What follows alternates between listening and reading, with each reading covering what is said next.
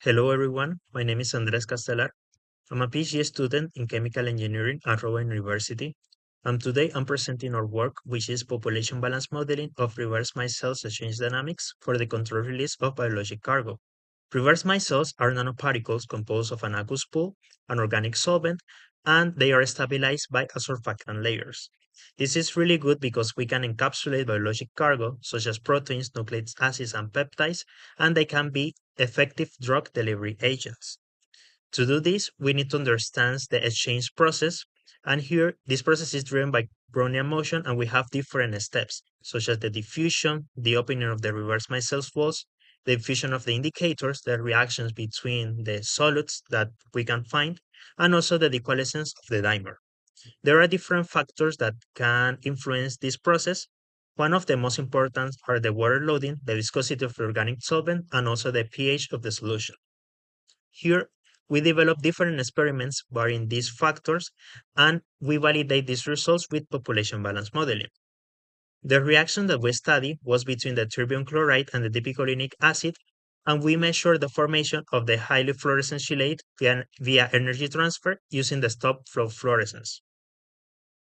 For the population balance model, we developed these equations and we found the probability of finding micelles containing solutes over time.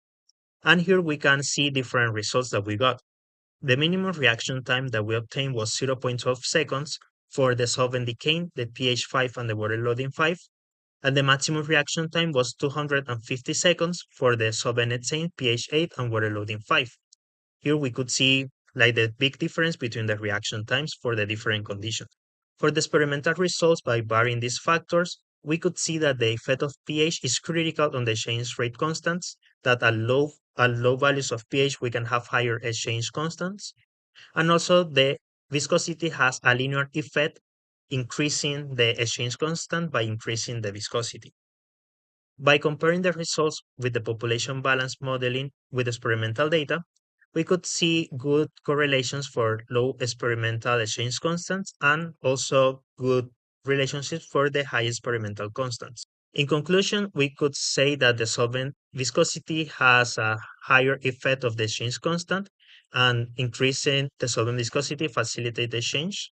Also, at low pH values, we increase the likelihood of coalescence, and the population balance model is a promising approach to establish a predictive framework for the targeted release of biologic cargo. Future work is focused on determining the exchange constant values using parameter estimation for the population balance models, and we want to extend this framework for the customized delivery of biologic cargo for different applications.